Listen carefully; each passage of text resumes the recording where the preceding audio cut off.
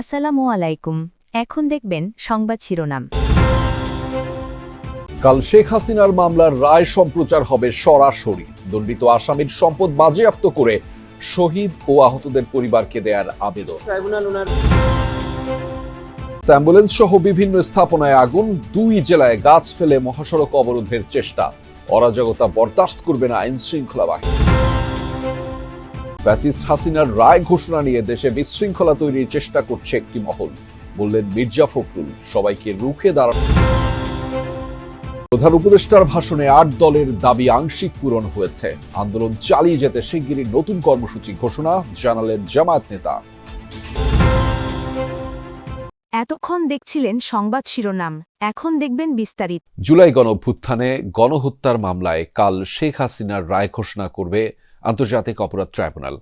দেশি বিদেশি গণমাধ্যমে এটি সরাসরি সম্প্রচার করা হবে, জানিয়েছে প্রসিকিউটরদের আশা, নারী হিসাবে রায়ে কোনো ধরনের অনুকম্পা পাবেন না শেখ হাসিনা। সাজা ঘোষণার পর আসামিদের সম্পদ বাজেয়াপ্ত করে গণঅভ্যুত্থানের শহীদ ও আহতদের পরিবারকে দেয়ার আবেদনের কথাও জানায় প্রসিকিউশন। জুলাই আগস্ট গণঅভ্যুত্থানে নিহত হয়েছেন কয়েকশো মানুষ, আহত হয়েছেন প্রায় 20,000। শিশু থেকে বয়স্ক কেউ বাদ যায়নি নৃশংসতা থেকে। মানবতা বিরোধী এমন অপরাধের প্রথম কোনো মামলার রায় ঘোষণা করতে যাচ্ছে আন্তর্জাতিক অপরাধ ট্রাইব্যুনাল। আসামি সাবেক প্রধানমন্ত্রী শেখ হাসিনা, সাবেক স্বরাষ্ট্রমন্ত্রী আসাদুজ্জামান খান কামাল ও সাবেক আইজিপি চৌধুরী আবদুল্লাহ আল মামুন। কি সাজা হতে পারে তাদের, তা নিয়ে সর্বমহলে আছে নানা জল্পনা। ট্রাইব্যুনালের প্রসিকিউশন ব্রিফিংয়ে জানিয়েছে, এই মামলার রায় ঘোষণা সরাসরি সম্প্রচার করবে বাংলাদেশ টেলিভিশন, ট্রাইব্যুনালের ফেসবুক পেজ ও আন্তর্জাতিক সংবাদ সংস্থা রয়টার্স। এছাড়া রাজধানীর কয়েকটি পয়েন্টে বড় পর্দায় রায় ঘোষণা সরাসরি দেখাবে সংস্কৃতি মন্ত্রণালয়। আমরা আশা করছি যে কালকেই এই ট্রাইব্যুনাল উক্ত মামলার রায় ঘোষণা করবেন। প্রসিকিউশনের পক্ষ থেকে আমরা এই মামলার রায় রিসিভ করার জন্য প্রস্তুত আছি। প্রসিকিউটর গাজী এম.এইচ. তামিম মনে করেন, অপরাধের মাত্রায় নারী হিসেবে অনুকম্পা পাওয়ার সুযোগ নেই শেখ হাসিনার। রায় প্রদানের ক্ষেত্রে নারীকে আমাদের সাধারণ আইনেও কোনো আলাদা প্রিভিলেজ দেওয়া হয়নি, আর আমাদের এই আইনেও কোনো আলাদা প্রিভিলেজ নেই। অর্থাৎ রায় প্রদানের ক্ষেত্রে আসামি নারী হোক পুরুষ হোক, তিনি তার অবস্থানে থেকে কি অপরাধ করেছেন সেই অপরাধের গ্র্যাভিটি বিবেচনা করে শাস্তি প্রদান করা হবে, বা মামলা প্রমাণ না হলে খালাস প্রদান করা হবে। কালকে যদি রায় হয় এবং রায়ে যদি ট্রাইব্যুনাল ওনার বিরুদ্ধে শাস্তি প্রদান করেন, তাহলে আমরা আরেকটি কনভিকশন ওয়ারেন্টের আবেদন ইন্টারপোলে আবার পাঠাবো তার বিরুদ্ধে রেড নোটিশ জারির জন্য। আসামিদের সকল সম্পত্তি বাজেয়াপ্ত করে জুলাই শহীদ পরিবার ও আহতদের দেওয়ার আবেদনের কথাও জানায় প্রসিকিউশন। একটি মানুষের প্রাণের বিনিময় তো আসলে কখনোই দেওয়া সম্ভব না। রাষ্ট্র মাঝে মধ্যে ওই প্রাণের বিনিময়ে তাদের পরিবারকে সচ্ছল করার জন্য যে ব্যক্তিটি দুনিয়া থেকে চলে গেলেন, সে পরিবারে যে কন্ট্রিবিউশনটা করতেন তার কিছুটা পূরণ করার জন্য এই সকল বিধান রেখে থাকেন।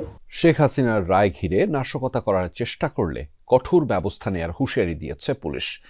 জনগণের সম্পদ ও জীবন রক্ষায় আইনশৃঙ্খলা বাহিনীর পক্ষ থেকে সব ব্যবস্থা নেওয়া হয়েছে। কার্যক্রম নিষিদ্ধ আওয়ামী লীগের নেতাকর্মীরা নাশকতার চেষ্টা করলে পরিণতি ভালো হবে না বলে ডিএমপির পক্ষ থেকে দেয়া হয়েছে হুঁশিয়ারি। স্বরাষ্ট্র উপদেষ্টা জানিয়েছেন, যে কোনো নাশকতা ঠেকাতে প্রস্তুত আছে আইনশৃঙ্খলা বাহিনী।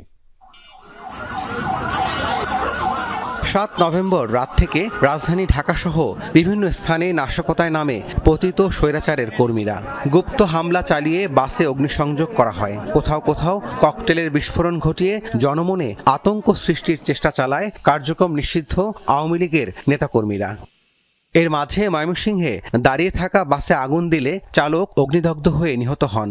কয়েক জায়গায় ককটেলের আঘাতে আহত হন অনেকে। রাজধানীর মিরপুরে বাসে আগুন দিতে গিয়ে জনতার ধাওয়ায় পানিতে পড়ে মৃত্যু হয় এক যুবকের।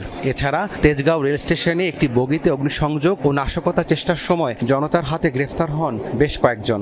আইন শৃঙ্খলা পরিস্থিতির অবনতি ঘটাতে ককটেল নিয়ে হাতে নাতে ধরা পড়ে কেউ কেউ। ডিএমপি বলছে, নাশকতা চেষ্টার অভিযোগে প্রতিদিনই বাড়ছে গ্রেফতারের সংখ্যা। 3 জন ককটেল তৈরির কারিগরকে কিন্তু হাতে নাতে গ্রেফতার করা হয়েছে। তো আমাদের অভিযান অব্যাহত রয়েছে। আমাদের মূল প্রায়োরিটি হচ্ছে নগরবাসীর জানমালের নিরাপত্তা বিধান করা এবং আইন শৃঙ্খলা পরিস্থিতি স্থিতিশীল রাখা। সেই লক্ষ্যে আমরা কাজ করছি এবং আমাদের নিরাপত্তা পরিকল্পনাগুলো সেভাবেই সাজানো। পুলিশ জানায় গ্রেফতারকৃতদের কাছ থেকে গুরুত্বপূর্ণ তথ্য পাওয়া গেছে। মিলেছে নাশকতার জন্য অর্থের যোগানদাতাদের নাম ঠিকানা। নাশকতার সঙ্গে জড়িত প্রত্যেককে খুঁজে বের করে আইনের আওতায় আনা হবে বলে হুঁশিয়ারি দেন পুলিশের এই কর্মকর্তা। আরবিট্রারি অ্যারেস্ট যেটাকে বলা হয়, কারণ যার বিরুদ্ধে কোনো সুনির্দিষ্ট অভিযোগ নাই, এরকম আমরা অ্যারেস্টে যাচ্ছি না বা যাইনি। যেসব ক্ষেত্রে সুনির্দিষ্ট অভিযোগ পাওয়া যাচ্ছে, যাদের বিরুদ্ধে বিভিন্ন অপরাধমূলক তৎপরতা এবং নাশকতামূলক কর্মকাণ্ডের সুনির্দিষ্ট অভিযোগ রয়েছে, সেসব ক্ষেত্রে আমরা অ্যারেস্ট করছি। এদিকে শেখ হাসিনার মামলার রায় ঘিরে সরকারের কঠোর অবস্থানের কথা জানিয়েছেন স্বরাষ্ট্র উপদেষ্টা। ট্রাইব্যুনাল কি রায় দেয় তা আমরা তো জানি না, বাট রায় যাই দেয় তাদের কার্যকরী হবে এবং জনগণ এবং সবাই এটা মেনে নেবে। বরিশালে এক অনুষ্ঠানে উপদেষ্টা জানান, রায় ঘিরে দেশকে সুপ্রিম কোর্ট এলাকায় রয়েছি এবং আপনি জানেন যে সুপ্রিম কোর্টের পক্ষ থেকে সেনা সদরে একটি চিঠি পাঠানো হয়েছে এবং তাতে বলা হয়েছে যে আগামীকালের রায়কে ঘিরে ট্রাইব্যুনালের আশপাশের এলাকায় যেন যে আইন শৃঙ্খলা বা নিরাপত্তা সেটি যেন বৃদ্ধি করা হয়। এবং কিছুক্ষণ আগেই আমরা দেখেছি যে সেনাবাহিনীর সদস্যরা এখানে টহল দিয়েছেন।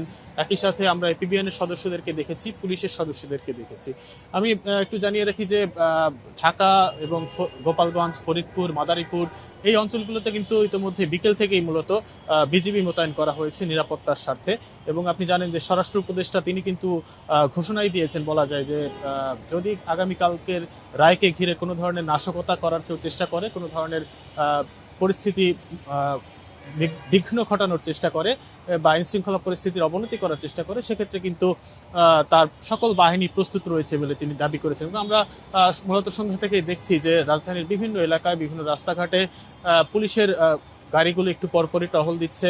আমরা বেশ কিছু সেনাবাহিনীর গাড়ি দেখেছি, সেনা সদস্যদেরকে দেখেছি, তারা শহর মোটামুটি ঘুরে ঘুরে দেখছেন যে কোথাও আইন শৃঙ্খলার অবনতি হয়েছে কিনা বা হচ্ছে কিনা। একই সাথে গুরুত্বপূর্ণ যে স্থানগুলো সেগুলোতেও কিন্তু আইন শৃঙ্খলা বাহিনীর সদস্যরা অবস্থান করছেন, যদিও তেমন কোনো তল্লাশি এখনো দেখা যাচ্ছে না। জুলাই গণহত্যা মামলার রায় ঘিরে কয়েকটি জেলায় যানবাহন, স্থাপনা এবং স্মৃতিস্তম্ভে নাশকতার ঘটনা ঘটেছে। দুর্বৃত্তরা অ্যাম্বুলেন্সে, ব্যাংকে, বাসে পেট্রোল বোমা ও ককটেলের বিস্ফোরণ ঘটিয়ে কিংবা আগুন দিয়ে পালিয়ে যায়।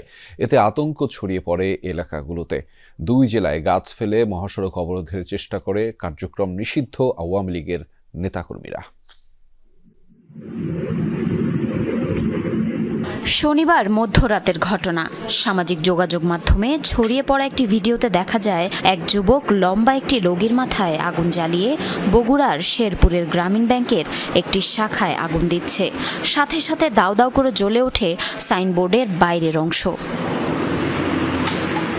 এতে হতাহতের ঘটনা না ঘটলেও আতঙ্ক ছড়িয়ে পড়ে পুরো এলাকায়। জড়িতদের শনাক্ত ও আইনের আওতায় আনতে কাজ চলছে বলে জানিয়েছে পুলিশ। সিলেটে শহীদ শামসুদ্দিন আহমদ হাসপাতালের পার্কিংয়ে থাকা একটি অ্যাম্বুলেন্সে আগুন দেয় দুর্বৃত্তরা। হাসপাতালের সিসিটিভি ফুটেজে দেখা যায় 2টি মোটরসাইকেলে 5 জন তরুণ প্রথমে পার্কিংয়ে প্রবেশ করে, পরে তাদের দেয়া আগুনে পুড়ে যায় অ্যাম্বুলেন্সটি। একই সময়ে কুমারগাঁও বাস স্ট্যান্ডে দাঁড়িয়ে থাকা একটি বাসেও আগুন দেয়া হয়।